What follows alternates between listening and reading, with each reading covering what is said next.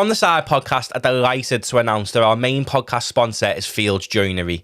If you are watching on YouTube, all of their social and website links are on the screen now. However, if you are an audio-only listener of the podcast, do head over to fieldspropertygroup.co.uk. That's fieldspropertygroup.co.uk, and do not hesitate to get in touch and find all of their information on the website there. We'd like to thank Fields Joinery for sponsoring the podcast from day one. It really goes a long way, and I hope you enjoyed the episode. Hello, and welcome into the From the Side podcast, episode number 2. It's me, Matty, and Jay, as always. And as always, Jay, I'll let you introduce our guest. So the guest for episode number 2 is AFC Liverpool's assistant manager, recently appointed, Jack Edwards. Nice one for coming on, Jack. Thanks for having me, lads. Appreciate it. I might as well jump right in then. First thing I'd want to know is, when did you decide that you wanted to jump into coaching?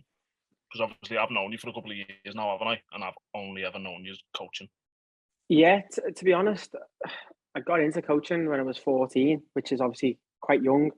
I knew pretty much around about that time that I wasn't going to make it as a professional footballer, but I wanted to stay involved in coaching. It's one of them. It's like, I was very honest with myself. You know, I've always known I was a decent player, but to make it at that type of level is just obscene, isn't it? It's very, very hard to do so. And, you know yourself, and everyone who knows me knows how much I love football. So it was the kind of thing of, if I can get involved in coaching as early as I can, give myself the best platform to, when I'm in, like now in my 20s, to be at a good level, which I'm obviously finding myself at now. So I got involved with Marshall's. My little cousin was 7 at the time. And his mum and dad went, why don't you just come down and ask the coach if you can just help him out, just at a training and stuff like that, just get your foot in the door. So I just went down, just like I say, just helping out, even just putting some cones out and just being in and around it and stuff like that. And then as time went on, he kind of just let me get involved in more and more, take a little bit of training. And then on a Saturday, it'd come to times you go, do you want to like take the team today? Like, I'll pick the team, stuff like that. But, you know, you can be on the sideline, giving a little bit more. And I was only like 16 at the time doing things like that. So it was nice to do that. And then it's just kind of gradually gone on from there. So it was nice to drop him a text of the week. Tom, his name is Tom Nelson. He's living out in Dubai now. So when I got the role at AFC, he was one of the first people to text to say it all started 11 years ago. It was in a dingle on the Astro there, just helping out with the under-7s. And then obviously it's kind of gone on from there. Did you know then, so like, when you're doing that and you're stuck in the dingle on like the Astro and all that, like the pissing down rain, did you know then that it'd be where you'd look and you'd think, yeah, go ahead, I want to do that. That's me. Yeah, 100%. It's anything to do with football, and I'd give 120% every single time. If it would have went into, let's say, like analysis or like sports medicine or anything like that, I think I would have had the same passion for it there. But with coaching, it wasn't like too far away from playing, because you're involved in everything, and being able to like pass on your knowledge to the younger players at that time. And then as you're gradually going on to working with senior players who are older than you, but you're getting that respect of them because they kind of know what you're talking about. And, you know, you gain that respect through training sessions. And then, you know, when they're seeing the extra work that you put in with like the tactical side and the analyst side as well. So even when I was younger, it was like, can I get on my badges as quick as I can? And, you know, luckily at Marshall's, they were quite supportive of me, and they put me on my level 1 when I was 16. And then, did we do our level 2 together at with the Liverpool Foundation College? Yeah. So I think there was a couple of us on it, wasn't there? No, I didn't do the 2 with you. I done the level 1, I think, with you. I can't remember that, but I remember the level 2. There was a couple of us from the college on it, and we were only like 18 at the time then. But at that time, when you were doing the coaching badges, I didn't enjoy doing them, because it was a set way of doing it. It was like, stop, stand still. You've got to coach this. It's like, you've got to do drive-bys. You've got to do this. It was like, stop. It was like, I forget what they used to say. It was like, and then it was like, you'd have to walk through it. Then you trial out, then you play it live. And it's like, well, why are you trying to make everyone coach the same way? Like, you're just going to have managers and coaches in the future who do the exact same things. So then, like, did me level 2 with them. And when I eventually got on the B license, I didn't even know that I got a place, because the email address that I had linked to the FA was like it was actually the one that you first got when we went to college. Like it was like my surname at saltcollege.co.uk. So it was about 6 years old. So that email, it was like just like a backup one. So I remember getting a phone call off Wayne Ward, and he said, "You haven't accepted your place on the B license." I went, "What do you mean?" He went, "It got offered like weeks and weeks and weeks ago. You've got till tomorrow to accept it." He said, "Check your emails." I was like, "What's the email address gone to?" He told me. I went to my old one. So I went on, I just logged in. I just remember the password, logged in. It was like the first thing, go for B license. And then as soon as I got on that and accepted it, and on the first day we were there, and Jack Walton came up to me 20 minutes in, because the first task was write out your last session that you've done with your team. So he's written out. Everyone had to like just show what they'd done, just like on a little piece of paper. And he went, "I want you to go deliver that in 20 minutes. And I was thinking, fuck now, like I'm only 20 at the time, and everyone else is, they're a little bit older and stuff like that. So it wasn't daunting, but it was like kind of like, if this doesn't go well, everyone kind of gets that impression that maybe he's not ready to coach at that level and stuff. But went out, mic'd up, did really well, and a few of the coaches, the FA coaches, came up afterwards and was like, that was really, really good. So kind of from that day, I kind of knew that level and beyond, I was more than good enough at. I'd always wondered, what was it like once you get to like the UEFA badges, and once you get into senior football and stuff like that, will it be any different? Will I look out of place? Because, I haven't come from like a playing background at that much at senior level. But as soon as I've like got any experience of it, it's just felt natural to me, kind of everywhere I've gone and everything that I've done at the moment. With your coaching back as well, I've seen you do quite a few videos now on YouTube, tactical analyses. Are they important to you as well? Because then you can sort of show your work to new people before even going into show them what you can actually do.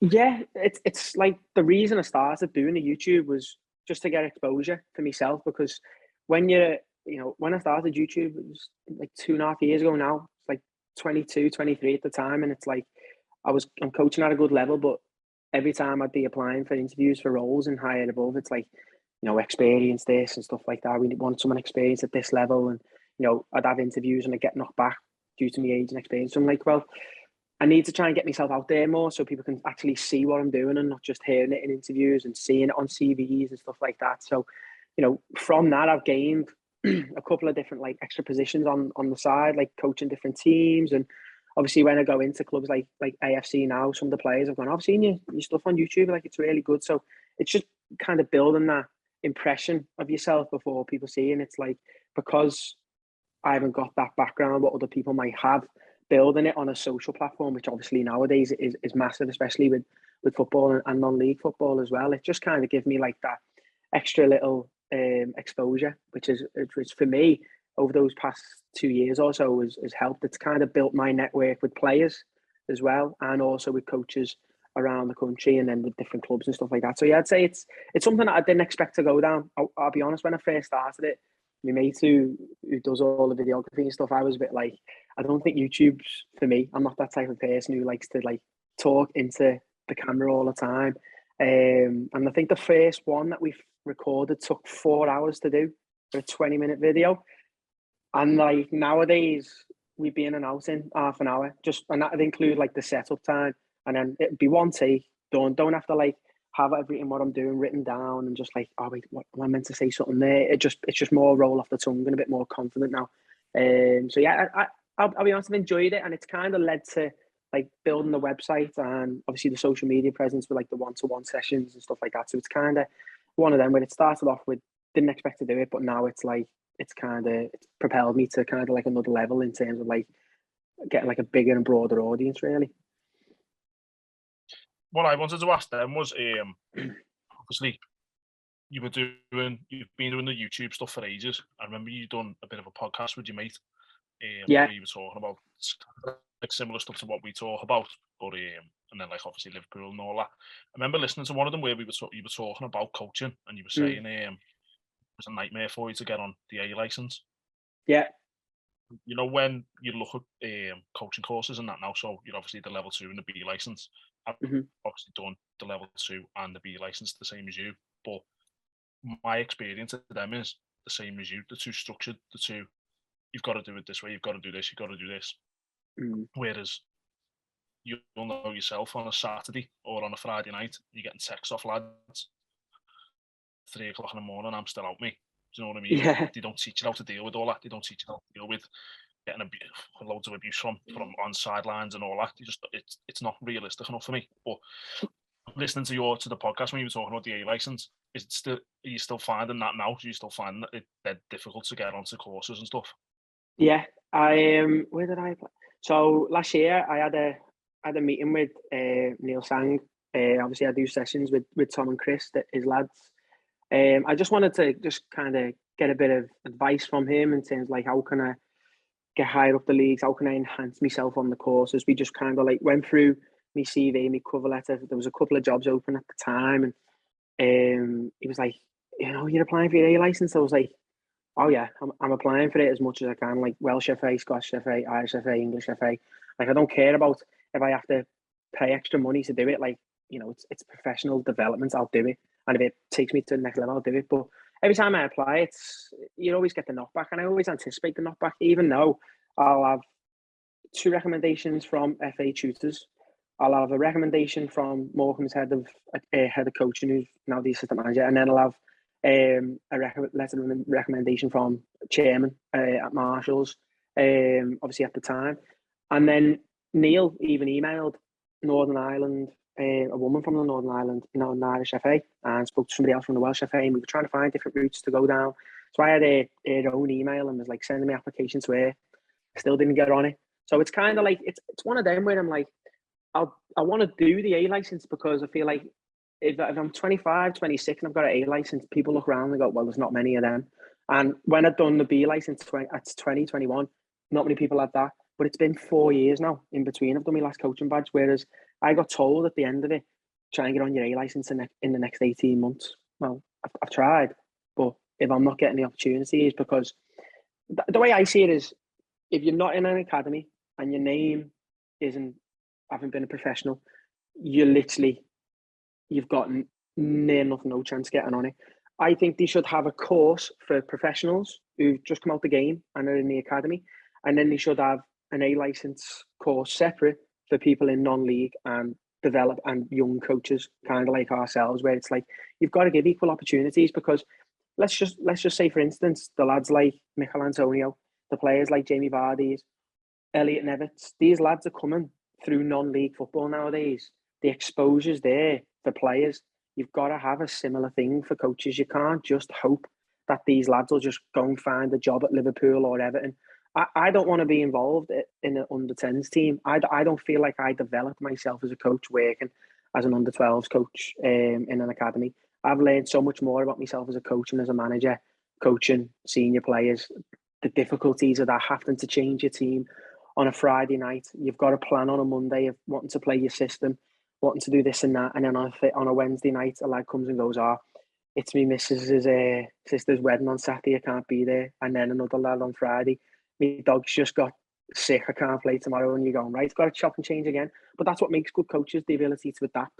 But I feel like the FA aren't interested in looking that far down the pyramid enough, when in reality they should be, because there's a lot of quality down there now with both players and coaches. But I just feel like it gets overlooked too much, which is, it's just sad really, because like you say, there's lads like ourselves who you give everything to football, and like you earn a lot less money because you're working in non-league, which, obviously it's not the glitz and glamour of the Premier League, and you're doing other stuff on the side just to make sure that you can stay involved in football. So there's got to come to a point where they go, right, there's people there who we want to develop through to become a coach at this level, but they're just taking a different route. So why can't we support those coaches, Obviously, you ended up at the Marshalls first team as well, Jack. What was your journey like to that?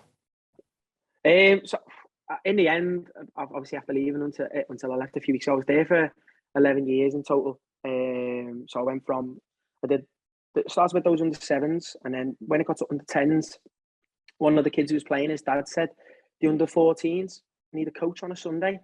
And I spoke to Tom, who was the manager, and I said, what do you think? He went, go for it. He said, it's a test. You won't find out about yourself unless you go and coach someone at that level. And, the age gap was different then. So I was only 16, they were under 14s. And I enjoyed it. Did really well with them. Took them for a couple of years, and then once they finished, so I had them for 2 seasons. So once they were starting under 16s, that's when I went out to play to the States. But then I ended up coming home, so I got offered to do the under 18s like the following season there. So I only really missed like a year with them. And then I had them for the year when I had my B license at under 18s, and then they were basically only under 17s though. It was like their first year of it. And then I got approached with the club. It was because what was happening is the first team manager was getting moved on, and the reserve team manager was going to go be the first team manager as well as Steve Grace as well, who's obviously heavily involved with the club, one of the founders. So there was no one to do the reserves. So they said, right, let's put the under 18s as the reserves. But then all the reserve team players, because all the first team players left, went up. So I had to just kind of try and integrate the under 18s with bringing obviously a load of new players in, which at the start was a bit difficult because it was kind of like we wanted to play a certain way, but we didn't quite have that caliber of player to do it. But we still persisted with it because it was what we wanted to do, and we bring the right players in gradually. And we'd narrowly lose. I think the first 6 games it was 2-1, 3-2, 2-1, 2-0, 4-3, 2-1. So it was kind of like if we cut out little bits and bobs sloppy wise, we'd be okay. Then the turning point came. We won about 4 or 5 games on the stretch. Did okay in the league, and we ended up winning the Liverpool Junior Cup. We got a good settled side, and we did really well. That was obviously my first season in senior management with the reserves. We won that, which was brilliant. But that side was better than the first team. So the first team wanted them to go up, but some of the lads were like, I don't want to because they were struggling. I was trying to say, listen, I know where you're coming from. And it was like, if I have to play for the first team, I'd rather not play. And if they're not playing, there's no point in them being involved. We want them to play football. So I was like, I can't tell you not to play for the first team, but you need to communicate that to the club. So the first team ended up staying up just because Paid Celtic, who came up, had to go back into the Liverpool County Prem because it was like the Step 7 thing where they'd already played Step 7 in the County Prem. So we stayed up by that. But then the following season, same thing happened. The club was struggling, the first team. It was just kind of down to the quality of play just wasn't really there for that standard. So we ended up having a few meetings. The under 21s coach was kind of pushing for me to be the manager, and he was saying, listen, he's going to bring these lads through from the reserves who were really good players, let them do it, stuff like that. Eventually we got the chance to do it, and then I remember the first game. It's probably one of my favorite games in charge because we went away to Redgate, who are no longer in the league now, and we were 3-1 down with 25 minutes to go, and we played quite well, but a bit naive at the back, and we ended up winning 4-3. And I don't think I've ever seen 3 goals to win the game like screamers outside the box, and it just kind of set the tone for us. Whereas if we'd have lost that first game, it would have been like, well, it's no different to what's been going on in the past. But we won 4-3, and then we went away to Newton, who'd won the league the year before, and we beat them away 3-2. Then we won 6-0 at home, then we won away again, and then we drew, and then we won. So first 6 games, won 5, drew 1 going into Christmas. So it kind of put us in good stead. And then COVID hit after Christmas, and kind of it went on points per game. So by the time I took over the first, it had gone on. They'd had 9 games, lost 7, drew 1, won 1, and then we came in and did quite well because of points per game. We ended up finished 8th and 9th, which didn't really reflect well on us. And then obviously again, COVID hit the season after that. But the journey to the first team was one of them. It was kind of everything just fell into place one by one. It was always like a year or two doing a certain squad. And then once I got the first team role, I was kind of just like, we want a challenge at the top. We want to challenge the South Liverpools, the Mossley Hills, the Newtons, week in, week out. And it was one of them where it was like, we always just struggled for a little bit of consistency in the league with players there.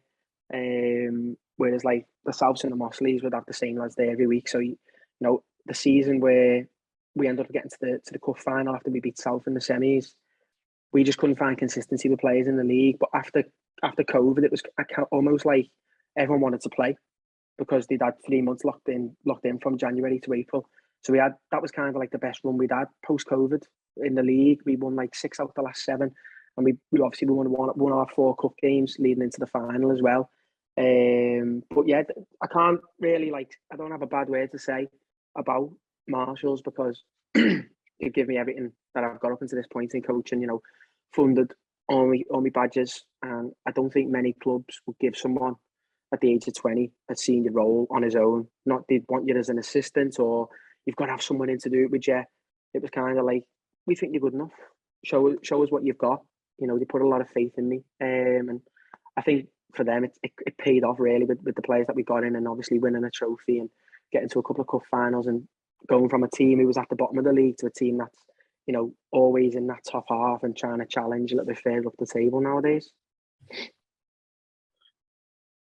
I remember coming to watch the cup final against Merseyside. Was at Asheville, wasn't it? Oh, don't talk to me about that. Jesus Christ, that pitch. Nah, do you know what my memory of that game? I remember watching you on the side and thinking, fuck me, he must lose some weight on the side because you just don't stop. Yeah. That's the one thing that come away. Well, I remember the scoreline, but I won't tell anyone. But that's the overriding thing about you there is thinking he doesn't stop him. You were just up and down the line the whole game.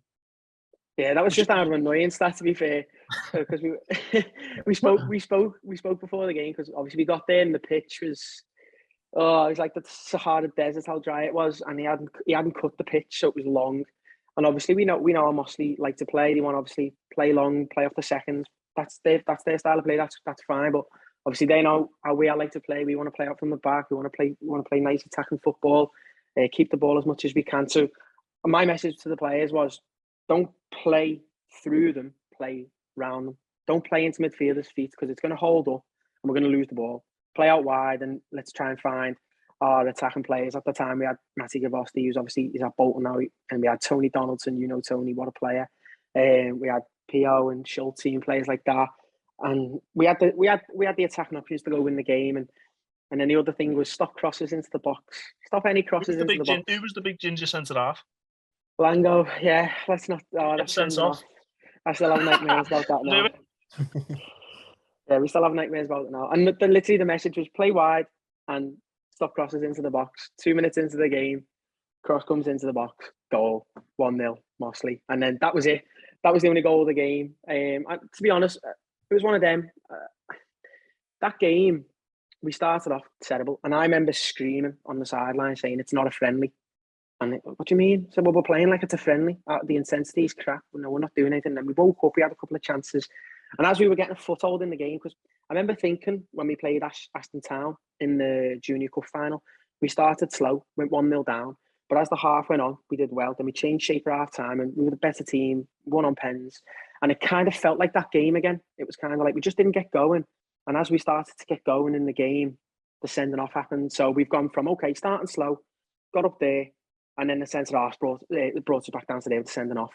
So then half time, it was just like, right, first 10 minutes, we can't concede. So we're just going to go 4-4-1 and just be compact. And then after that first 10 minutes, we'll go 3-5-1, get wing backs out there and try and obviously go for it, which we did.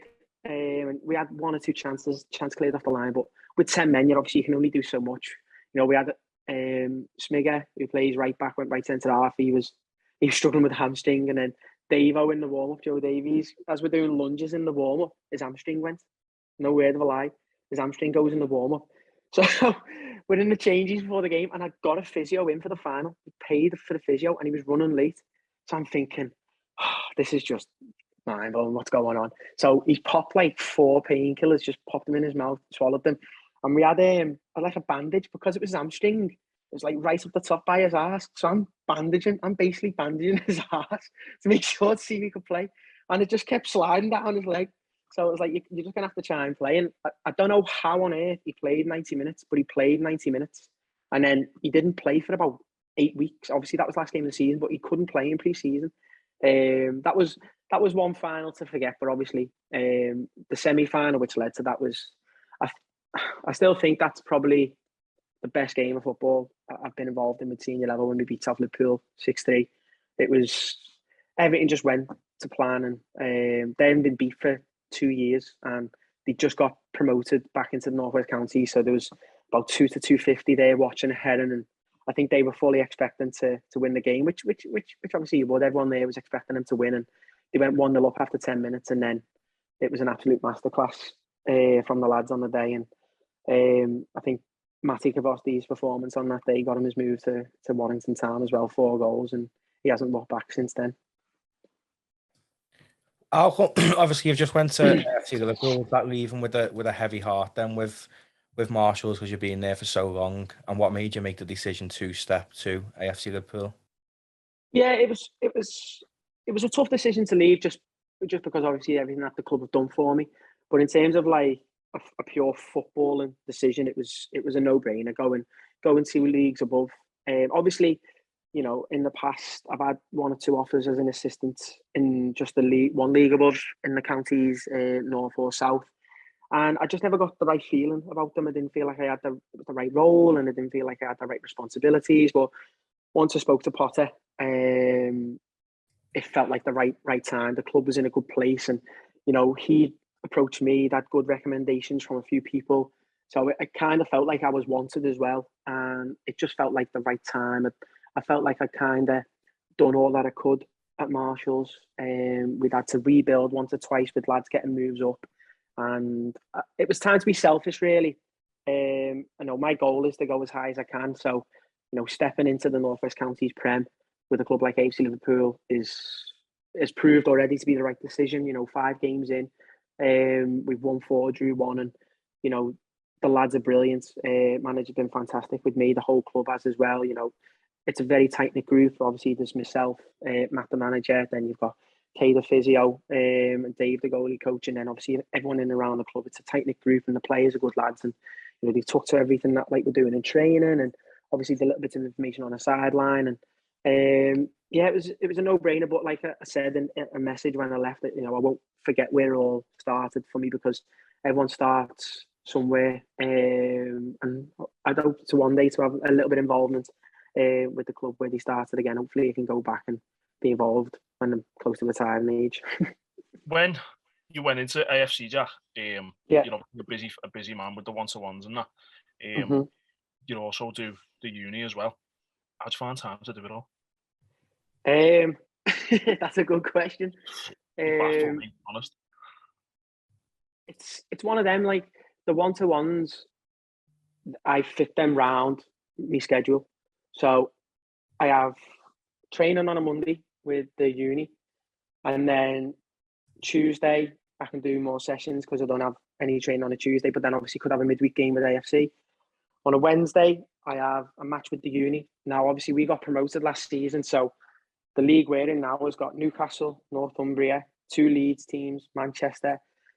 So we've got Leeds on Wednesday, and then we've got like Newcastle in a couple of weeks. So there's a bit of travelling in there, and then AFC training on a Wednesday, which Matt's been, you know, kind of generous enough to push it back to 8 o'clock to make sure that I can be there. Apart from maybe when I'm in Newcastle and Northumbria, I don't think I'll be able to get back from that unless I'm in time travelling. Then Thursday, I do training with Billings with their first team, which was last year. The team who's involved with Billings now was St Helens under 18s, and I got approached by the manager to come and take the training. Just once a week. He just wanted to work on little different elements of the game, what he wanted to improve on, and they did really well. He won the county cup. He finished, I think it was 3rd in the league with under 18s, and he got the Billings role. And you know, it's a young group of lads. I really enjoy doing it. I actually pulled them to the side at the end of training 2 weeks ago and said, "Listen, I love doing this session because you're engaged. You know, we're doing like defensive shape and pressing and playing out from the back, and you know, a lot of lads could just go, just take the information in and not use it, but they're engaged. And when we do everything, they're asking questions, and you can see that they're actively wanting to learn. And I enjoy doing that. That's on a Thursday, and then Friday, training with the uni. Saturday, a game with AFC, and then I just kind of filter the sessions and the website work and all of the little bits analysing games in and around it. So, listen, it's 24/7 football. I can't really complain if I'm being honest. You know, if I wasn't involved in football, I'd be complaining I'm not involved. So, you know, I don't wake up in the morning and go, "Oh, I've got a busy day of this, that." I'm going, yes, got loads of stuff to do. It's football related, so I'm not ever moaning. So, obviously it's a little bit less personal time sometimes, but it's not like the time that's getting taken up is time that I'm not enjoying. It's stuff that I love, so I wouldn't change it really. With your one-to-ones as well, obviously, I know a few players who you do coach. Do you feel like you get more out of that watching players develop from a younger age than you do coaching a first team, or is it completely different? To be honest, it's hard because I don't really do one-to-ones with like younger age groups.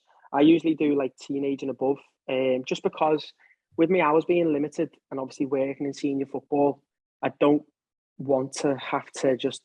So it's mainly of an evening. If I've only got 2 evenings a week that I can do, I want to be able to work with the lads that like I want to work with in the future, and the lads who like I'm involved with more, the senior lads. I feel like I can test them more with the sessions, and I can be more expressive with the drills that I do.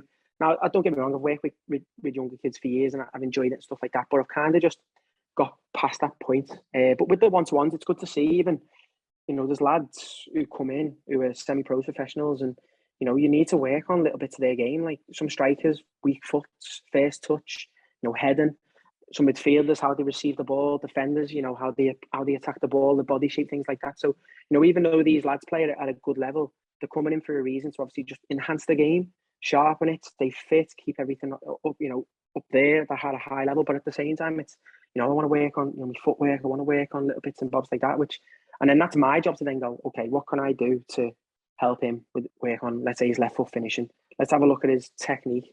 Is he trying to just smack it from 5 yards out when he can just look to place it in the corner? So little bits like that. And obviously that's working with lads who, are playing on a Saturday and, at high levels conference, just below that. And even in the summer, I have the lads in who are professionals playing League One, League Two. And then obviously you'd have lads who are at the other end of the spectrum where they're playing amateur, or they might be like under 18s or 21s and they're aspiring. So, they're trying to soak up as much as they can. And then there's other lads who just do it because, they might only train once a week and they want to get more individual training in, because the way I say it with them is like you can't replicate a game. You can't replicate that even when, let's say, you're going out and doing fitness drills, and when you're doing one-to-ones, you can't replicate it, but you can get as close as you can. Now, the thing with the one-to-ones, what I say with me is that every player who turns up, it's going to be intense. And when you first turn up, you might struggle with like your recovery, and like you think, oh my God, I'm knackered here. Like, what's going on? Is there something wrong with you? I'm like, no, it's at a match speed. You're doing things quick for 30, 40 seconds.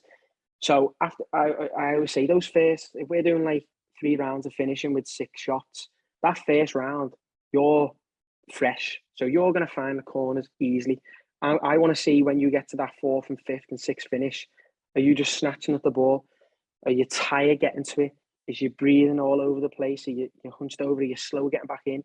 So at the start, lads might be like that because they're not used to doing that intensity training. And then after a few weeks, they go, wow, you realise the difference of doing that. And then you take that into a game. I say, what are you going to do in the 70th minute when the ball gets played in behind and you're knackered? Are you just going to try and get to it, or are you going to give everything you got to it? That's where like that little bit of individual training, I think, helps players in trying to like enhance different areas of the game in terms of like the mental side, the physical side, and obviously the technical side as well. So it's a different, like you say, different scope of coaching because it is focused on that one individual, and you're trying to just find little areas where you can fine tune the game and just try and sharpen it to the next level. Is it important for you as well? Because obviously you coach outfield players, you coach goalkeepers like little Ewan and stuff. Is it important to know every aspect of the pitch rather than just being like an outfield coach or a goalkeeping coach? Is it important for you to develop your career to be able to coach every position on the pitch? Of course, it's the thing with like the goalkeeping is like, I say to you all the time, I say, I'm not a goalkeeper coach, but I know exactly where you should be when the ball's in these areas and how you should be, what you should be doing in terms of what parts of the body you should be saving when the ball's here and there, and your body shape as well. So worked a lot with you and other keepers in terms of like on the footwork and making sure, they're not upright when the ball's coming into them in terms of the body shape, stuff like that. And then defenders, again, it's then working on, right, what do we need to focus on them more? When they're clearing the ball, when they go and attack it, the body shape when they're moving backwards, being able to change direction, and then finding longer passes. So the first touch, and then midfielders, like I said before, it's different how they're going to receive the ball. So it's one of them. It's just understanding the different players that you get in, like you say, and understanding different areas of the pitch in terms of what they need to work on, and what I kind of just think of, like, what is the basics for each player. So midfielder is obviously how they receive the ball, and then their movements off the ball. Are they checking the shoulder before they're receiving the ball? Are they touching it with the right foot? Are they looking at where they're going to play the pass? What's their contact like when they play through? What are they like with the weak foot? Then strikers, it's obviously their movements. You know, can they come in and then drop off, and vice versa? How can he protect the ball? Are they comfortable using both feet? Little things like that, adapting the movements. We do like a lot of crossing stuff where it's like, I like doing a job where I have like a small box, and it'll be like, as if like the cross is going to come in, so you've got to make a first movement, and then the cross doesn't come in, so you're not just going to stand still in the box. You've got to readjust, so get round another pole as quick as you can, and then get ready to attack it again. So little things like that. And then I like to do stuff with the keepers where a lot of one-on-one stuff, but it's like you don't know if I'm going to shoot or if I'm going to dribble in. So it's like being set for all different occasions, which I think is match specific, because as a goalkeeper, you don't know what's going to happen. A player might shoot from 20 yards, and then the next minute it's rebounded and you've got to get up. And, you know, Ewan's dad, John, will tell you that I get him involved sometimes, and he's throwing balls into me, and I'm heading balls into Ewan from 6 yards out, and I'm going and retrieving the ball and dribbling in for him to come out and claim and stuff like that. So, like you say, just understanding those different areas of the pitch. But I feel like sometimes I see coaches on Instagram and Twitter, and it's kind of, they just do too much unrealistic stuff, which isn't important. Like, get the players mastering the basics in their position, and then if they want to work on other things, do it. I'm all for players being skillful and ball mastery and this and that, but when is a player in a game going to do 6 V-turns? Like, when's he going to do that 6 times on a run? Let him play into him, let him do a turn, and then let him play back to you and do a different movement. I feel like sometimes it's just like, that's quite simple. Let's just master little basics. Whereas try and test your player to go out of their comfort area, so that then you've got an area for them to coach. Whereas if you give them like same things to do all the time, and they're good at it, it's like, what are they gonna get from it in the end? If it's kind of too easy for them, I think, like, testing. So I like to do drills where it's like testing ball control. So it'll be like, we do short, sharp passes, and then I'll chuck a ball over the shoulder, go and retrieve it. Don't let it touch the floor. Turn, play into me, get yourself back in, because in a game, things like that can happen. So it's just trying to obviously work on all those different aspects and not just focus on, get stuff which looks good for the camera all the time. You know, that's not how football works. You know, you have good and bad moments in everything, really. There's obviously that like area of one-to-one coaching, I think, is absolutely, it's shocking at the minute, isn't it? When you're looking and like, you go on Instagram, there's so many people doing it. What you've just said there, it's all, I really agree with. To be fair, it's always got to be about the player, and there's a lot of ones on there where it's the camera's pointed at the coach all the time, and the coach is giving all mad speeches, and you've got to do this, and, you know, you're affecting me if you don't do this, and blah blah blah blah blah blah. And it's like, if I'm a footy player, I'm off. I'm switched right off when you're telling me all sorts. Do you know what I mean? It's just like dead basic thing. Get your basic info in and stuff like that. That's the way I'd look at it. But what do you think? This is your selling point now, right? So what separates you from that big market on Instagram, do you reckon? I think for me, the prices tell you everything, because I don't do the one-to-one coaching just to charge people a load of money just because I'm a good coach. I do it to help players and try to improve them. I don't think there's anyone who's at the same price range as myself who's anywhere near the standard of myself. Now, I actually remember when, sorry to interrupt you, I actually remember when you put the prices up, and like, you could tell when you put the post out that you were gutted you had to put the prices up. Yeah. Do you know what I mean? I actually remember that. It's one of them where I'm just like, I want to make sure that everyone can afford to come to sessions. Now, I could have a player who's exceptional, like a brilliant player come to do sessions. That doesn't mean he's got 60 quid in his back pocket to do a session every week. If I'm charging 60 quid, I don't want him to see him every 4 weeks, because that's not improving his game. I'd rather him say, right, I can book a block of sessions, 6 sessions for 100 quid, or I can do 3 sessions for 50 quid, and I'm in every other week, or I'm in twice a week, and you're improving his game. I don't care like if a lad's playing League One or League Two or if he's playing Northern Prem. Prices are the same, and I want to see people there once a week, twice a week, every 2 weeks, saying, yeah, get me booked in, stuff like that. Because for me, this is where people say, oh, you got to put your price up. Like, I'm not in football just for money. I'm in it because it's my passion. I love it to bits. If someone said to me tomorrow, would you do the one-to-ones for free and like you got paid for something else, I'd be like, yeah, I love doing them. It's being outdoors and being able to help players and being able to, pass on information to these players is, for me, it's, what's the way I'm looking for? It's invaluable. It's invaluable, really. Like, I love it. And, when I started it 2 years ago, when I charged people a tenner, I charged people £10 to do a session. And then I went to 15, and then obviously I've gone to 20. And before I went to 20, I was messaging people who were in on a weekly basis, and I was saying, are you all right with the sessions going up to 20 quid? Block bookings are going to go from this to that.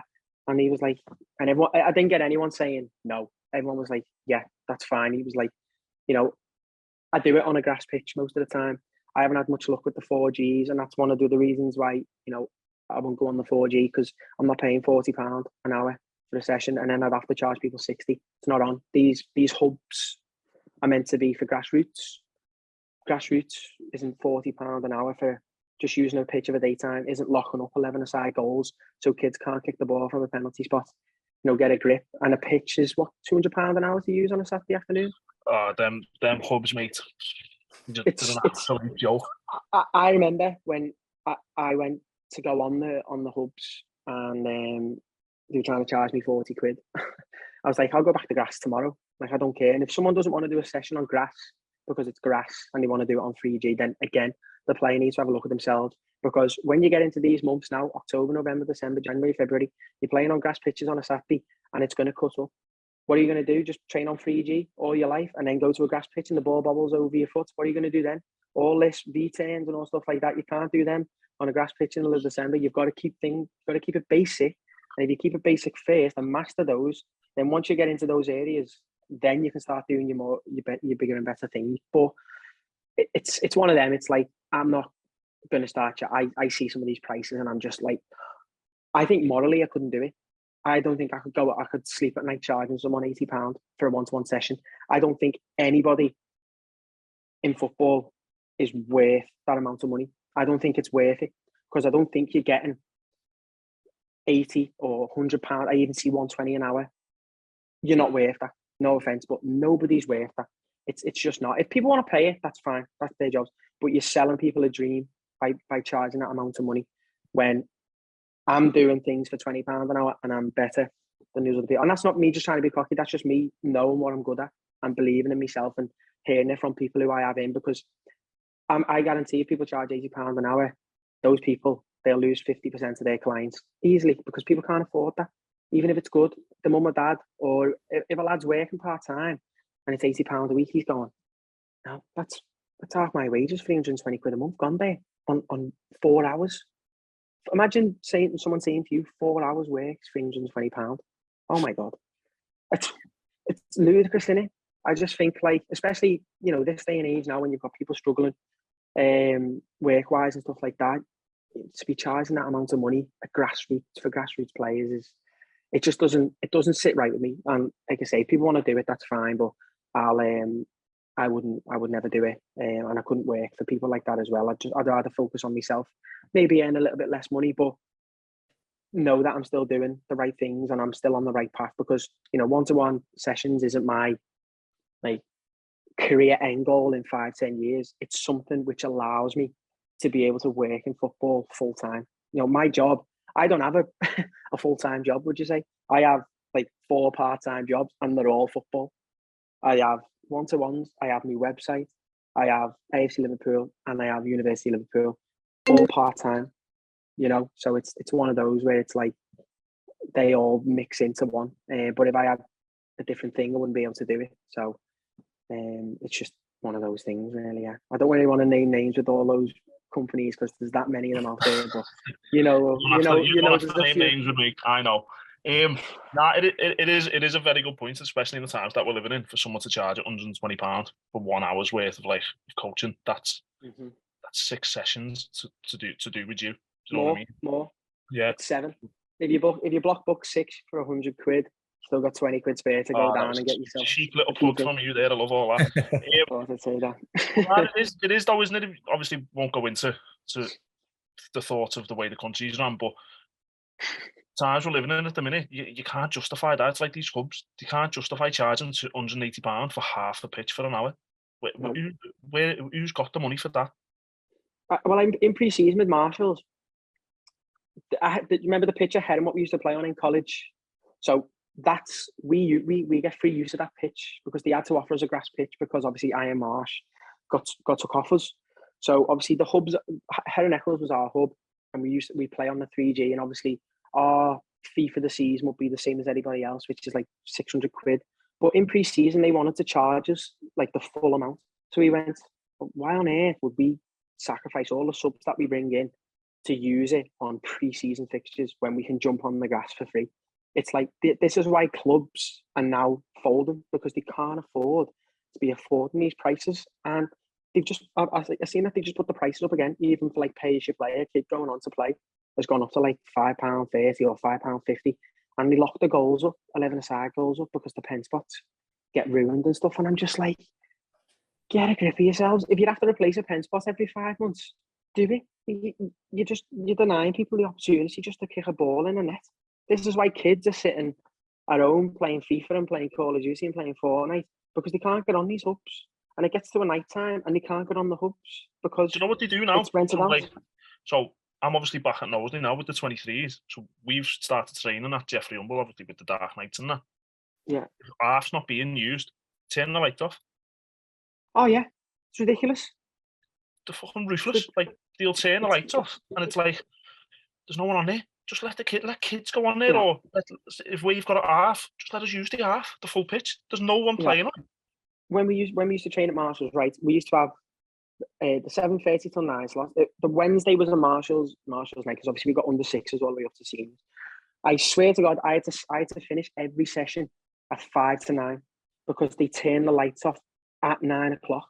So a ball would be bouncing around, and the next minute the lights go out. Your equipment's all over the place. You've got balls over the fence. Gets to 9 o'clock and it's like, oh crap, the lecky. But that's just because the residents complain. But at the end of the day, you've got to think of people's safety at the same time, and people paying all this money. I want it until 9 o'clock. The blowing horns and whistles at 8:57 were with it. We've paid a premium to be on here for this time. I should get my book until 9 o'clock. And if they feel, oh yeah, but I'm like, well, this hour and a half, I'm using this hour and a half. I'm not just letting lads having 7-a-side kickabouts. We're trying to work on things. So an extra few minutes goes a long way throughout the season. And when you do a here charging our amount of money, you shouldn't be shutting things off like that. And I agree with you. I remember one time we were meant to play a game and the team pulled out on the day, and I went, right, let's go train. And they were like, oh, we were going to close early. And I went, well, the pitches are booked out. Like, if we want to train, we're training. Can you finish a little bit early? No, it's a Saturday. You finish early on a Saturday anyway, like 5:30. If we're training till 5 o'clock, we're training till 5 o'clock. It's our pitch. We paid for it. Like, just get it for yourselves. I'm just we can't wait to get you out. Like, you're there like an announcement that, like you just said then, like, so we've got a 2-hour slot, so we do 8 till 10. Mm-hmm. So 5 to 10, you're there an announcement. Can everyone start finishing up? And it's like, no, I've still, like you just said, then I've still got 5 minutes left here. And then they wouldn't do it if there was a game on, would they? No, you can't say to the ref, call that early, ref. We've got to close in 5 minutes. 10 o'clock, bang on. There's someone walking right by the pitch. Come on, off. Come on, get off. And it's like, mate, you just made 200 quid off us there. Well, I remember one of our dugouts got vandalised. People jumped on during lockdown, and we asked for months and months and months because we were getting fined because we had to have 2 dugouts. Every week we were getting fined for not having 2 dugouts. So in the end, we had to buy a pop-up one, but it didn't have shelter. So last year, I was embarrassed. I was absolutely embarrassed because we'd have clubs coming in the pissing down rain with a pop-up dugout with no shelter. So lads were sitting there with hoods up, rain and sitting on the side. And then when did it got damaged in, like, let's say the April of 2021. It got fully finished March 2022, a year nearly of no second dugout, a year. All the money they bring in, it's not hard, is it, to replace it? It's like, that's where it's all about It's all about that. And it's disappointing, really, because when they first opened, I thought these are great for the city. It's great for, obviously, people are able to train and play on them. All the games will be on and stuff like that. But the prices, they don't need to charge that much, because for how busy they are, they don't need to charge that much. It's ludicrous. And, you know, the council and everyone else, the county FA and stuff like that, need to try and sort it out, because if it keeps going, people are just spewing. I know I would if I had to pay those prices every single week. It's ridiculous. Do you think that's the state of grassroots football then, Jack? And at the minute, within not just our city, all over the country, that there's the higher ups trying to make a quick quid rather than actually focus on the grassroots football to develop the talent in the country? 100%. Because let's be honest, every single kid who becomes a footballer or a semi-pro footballer, whatever, they all start off with a grassroots club. If you look at this city, how many there is, you've got Walton is a massive club. You've got Marshalls, you've got Mossley, you've got all these teams. There's so many around the city, and it's the same around the country, but they just get left. Everyone just gets left. And what people got to remember is, before these hubs were there, that Mossley League on a Saturday would be massive, and then you'd have like Sutley Field getting used for all these pitches and stuff like that. And I see everything now, and you see teams like City and Newcastle and PSG and all these teams with money. Yeah, it's great football, but it's not though, is it? Because at the end of the day, and you know, Klopp was speaking about it the other day, and people kind of took it out of context when he said we can't compete with City. Liverpool can go and buy a starter for £50 million, but if he gets injured, you've got let's say Elliott and Jota are injured now. Sorry, not Elliott. Diaz and Jota are injured now. If Mahrez and Foden are injured for City, you've got Jack Grealish on the bench, who's a £100 million player. When Diaz and Jota get into Liverpool, you've got Harvey Elliott, who was on a free, and you've got Fabio Carvalho, who was on a free. That's the difference. And I would hate for Liverpool to be owned by a club like that. I know people complain about the owners and stuff like that, but I'd hate it to just be like that when it's just, there's a problem, 50 million. There's another problem, 50 million there. And people say, oh, we paid less for Haaland and all this. Let's be honest, no, they never. He's on 900 grand a week in there. So your 60 million is just to show people how much you've paid for him. And just doesn't sit right. It's just not proper. It's just not football to me when it's like that. It's a bit frustrating. And, you know, I think, obviously, you don't really want to go off topic, talk about obviously Liverpool, stuff like that, but that's where it brings out the greater achievements with the likes of Klopp and, you know, even like Arteta and that now competing with these. You're basically competing with a country, aren't you, when you play against City and PSG and stuff like that. I think that's why everyone loves to see them go out the Champions League, because that's what they want. That's what they all want. And when you see the clubs who are steeped in history and tradition still doing so well in those competitions, just shows that football it's clinging on to that. And it's the same with grassroots as well. You know, the money from these clubs, from these TV rights, from everything that they bring in, there should be a percentage. Every club should have a percentage where it goes back into grassroots to improve facilities. You know, even things like, can we give grants to the teams for kits, for equipment, just to give them new balls every season, right? Every club could get, even if it was 1,500 quid a season for each like grassroots club, or if a club's got a bigger club, they can get so much. For those Premier League clubs and for the actual Premier League, it's absolute pennies to them. It's absolute pennies. City got a 250 grand fine for encroaching the pitch at the end of the season when he won the league. I bet he just pulled that out of his back pocket and went, yeah, don't need, like, it's not even a fine. He probably laughed it off.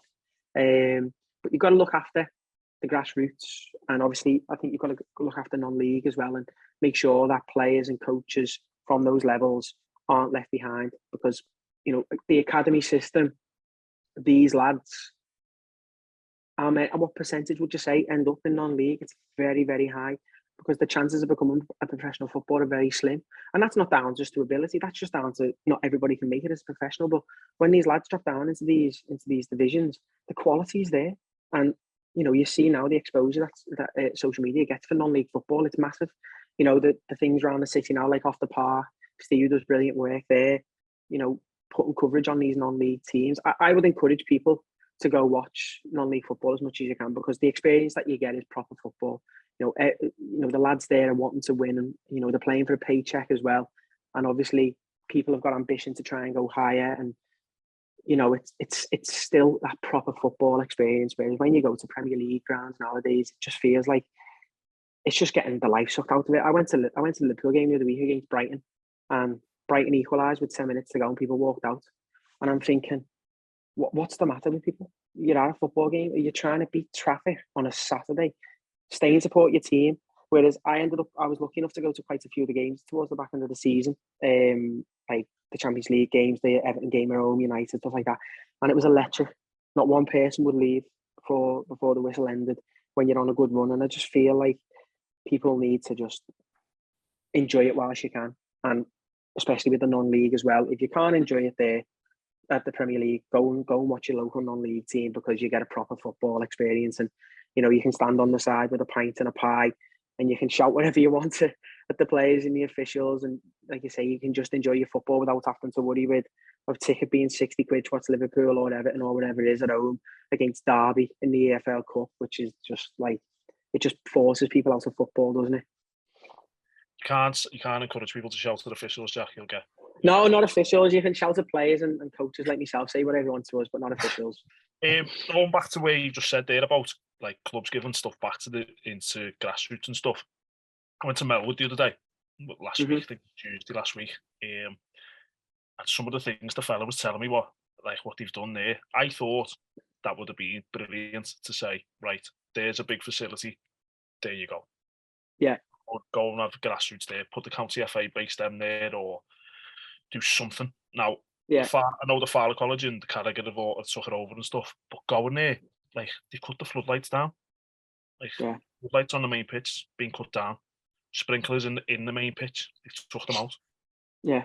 Going, like, don't think I'm meant to say this, but going around the building, like, it's all just been ripped apart. Like, yeah, you know, in my head when they said that they were leaving Melwood, I thought, oh, that'll be boss that. They'll leave that for the kids and for the grassroots and that.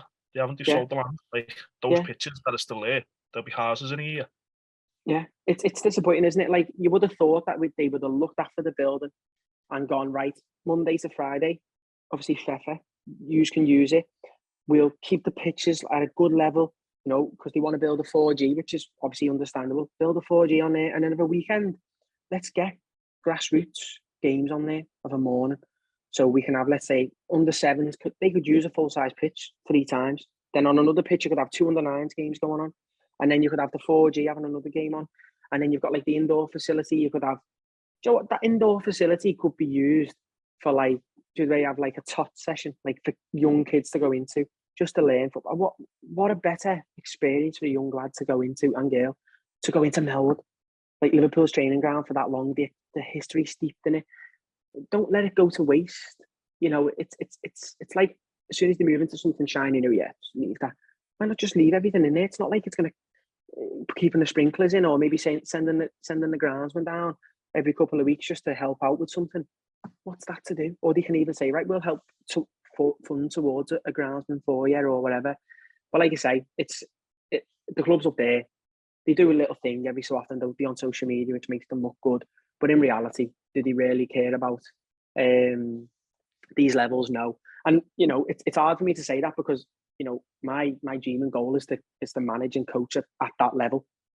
But everything surrounding it sometimes just doesn't sit right with me. Sometimes I feel like we can give back to these grassroots, and that again is for myself, in terms of like when I'm charging that amount of money, I feel like I'm doing, you know, helping people out by making sure that I can keep things affordable and make things, and I have, and have something there for people to be able to access all the time. It's just like you say, it's just a shame. You think, like, you know, a club like Liverpool would go, we want to keep that in a state, even for FIFA, keep it in a state where we go, you know, we're going to upgrade the gym for you. We'll keep everything spotless in the canteen for you, for what you want to use, and, you know, we donate all this equipment to you. Obviously, I don't know if they have or not, but you know, when you see the pictures, they look a shadow of what they were when Liverpool were there. They don't look great at all, do they? So I think that just tells the story of it. Last one from me then. If you were to go back to that 14-year-old who started marshals with your uncle or your uncle's mate or whoever it was, what would you say to him? Would you tell him to do? Would you go through the exact same way that you've done it, or would there be things along the way where you'd say, "Nah, I wouldn't do that"? Like, would you take the Resi's job when you did, or would you not take the under-18s when you got back from America or anything like that? To be honest, I wouldn't change anything, because I think, like, the experiences that I've had have kind of helped me in certain ways. So going to America it was lovely. It was boss living in another country. And then when I come back, I knew that I wanted to go into coaching even more. I wanted to make it like the priority. Then going into Morecambe with the academy, having that year experience there was a real eye opener in terms of, I didn't really enjoy it. Some people at the club are great and stuff like that, but it opened my eyes to, I want to stay in senior football for as long as I can. The academy environment can be great and stuff like that, but I feel like if I told myself, don't go into that and don't go do that, then I could be sitting here now at 25 going, I want to try and get into an academy, or, I want to go and taste abroad already. Whereas I feel like I've had the taste of that all. So I kind of know where I want my next step to be. I feel comfortable moving abroad, which I'd like to do in the future again.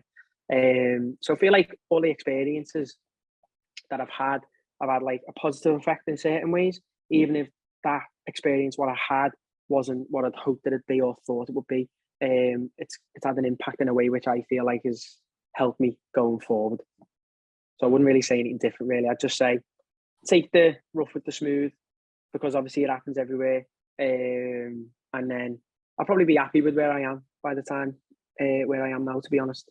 To be 25, assistant manager in the counties, obviously won a few things. I've established myself quite well. So, hopefully in another 5 years' time, I'm where I'd like to be at in 5 years, fingers crossed. One final one from me, Jack. What advice would you give to anyone looking to go into the game? So say someone like me, never coached a day in his life, would love to. What advice would you give to someone who actually wants to go into coaching, no matter what their age? I'd just say, if you want to get into it, just do it as much as you can. And, you are going to do a lot of voluntary type work, but if you're passionate about it, it doesn't feel like you're working for nothing. It feels like you're working towards something. It's like, I think the main thing is believing in yourself. And if you've got a way of wanting to do things, stick to it, and just make sure that the biggest thing is obviously going into it with confidence, and obviously being able to communicate your points across and being strong in that. If a player doesn't agree with something, it's what you want to do. So they've got to obviously either do it or tough. You know what I mean? You've got to get on with it. But for someone who's never coached before, I'd just say go in with it with open arms, and you learn a lot in terms of, don't be afraid of trying things. Like if you want to try a certain thing in training, or you want to try a certain shape, you regret the things you don't do. And if something doesn't work, because not everything does, it might not work in training, right? We won't do that drill again, or we won't play him there again. It didn't work. Little bits like that. And I think nowadays a massive one with coaching is just being a good man manager as well, and reading people. And the first thing I say to someone is that a person first before they're a player. So you don't know what someone's got going on. If they're out of form, there might be a reason behind it. And it's not just, he's playing crap. And what's the score there? Maybe there's something going on, at home, family wise or work wise, stuff like that. And you kind of gather that. But I'd just say for someone, if you're passionate about football and you want to get involved with coaching, don't do it half-hearted, because you'll find it harder to get opportunities. Go into it with everything that you've got. And if you do that, you'll get better opportunities. And if players see that passion and that commitment, then you get everything off them, and you'll get a lot of respect. Even if that's working, if someone wants to work with kids, if kids can see someone who's enthusiastic and passionate, they respond to that. And if adults see a lad who's committed and he's talking the right things and he's wanting to improve players, they respond to that as well. I think when someone goes into something, like I can't do it myself, if someone goes into something 70%, I think you get 70% back off people. So I'd just say if someone wanted to go into it, just make sure that it's something that you want to go into, and don't be afraid of getting stuck in and trying things, because you regret the things that you don't do, rather than just going, I wish I'd have done that. Whereas if you try something and it works, brilliant. If you try something that doesn't work, it's one to note down to, it's something that maybe do in the future or whatever. So yeah, I'd just say go for it. That's the message I'd say. Go for it, and just obviously if it's something that someone wants to do, just follow your dream. That's what I've done, and it's a long process. I've never had any pressure from my family or friends to take a different job or to take a different route. my mum, we talk about it all the time. When there's been setbacks, we go, it is a long journey, but we'll look back on, where I am now and where I've been in the past and go, the sacrifice was all worth it. And that, that's me trying to make it at the highest level possible. Whereas somebody else might just want to work, might want to get to where I am now, working in North West Counties as an assistant manager or as a coach or whatever. But that can take a few years. So just be patient, but just trust yourself. And just if you want to go into it, just go for it. Yeah, nice one for that. When we started talking about this, you were one of the ones who, because I know you're all in and you're 100% and stuff. I actually admire that a lot about you, to be fair. You're one of the ones I wanted on early on. So nice one for that. I appreciate your time. No worries. Appreciate you having me on, lads. Let us tell everyone where they can find you on your Instagram for your one-to-ones and that. Yeah, so Instagram it's jackedwards.coaching, and then YouTube's just Jack Edwards as well. And then Twitter is Jack E Coaching. Nice and easy, not too hard. Beautiful. Nice one, Jack. Appreciate that. Thanks very much, lads. Cheers. And before we go, don't forget to leave a like and subscribe on the video if you're listening on Spotify and Apple. Don't forget to leave a nice little review. It helps us go a long way. First episode done really well. Hope Jack's episode does really well as well. And we're continuing with our next guest after this will be the AFC Knowsley chairman, which is going to be coming next week. So that's quite good. But yeah, just keep subscribing, keep sharing it about. We're going to be speaking to everyone and anyone to do with non-league football and beyond and see where it takes us. But you've been listening to From the Side. It's been me, Jay and Jack. And nice one for listening.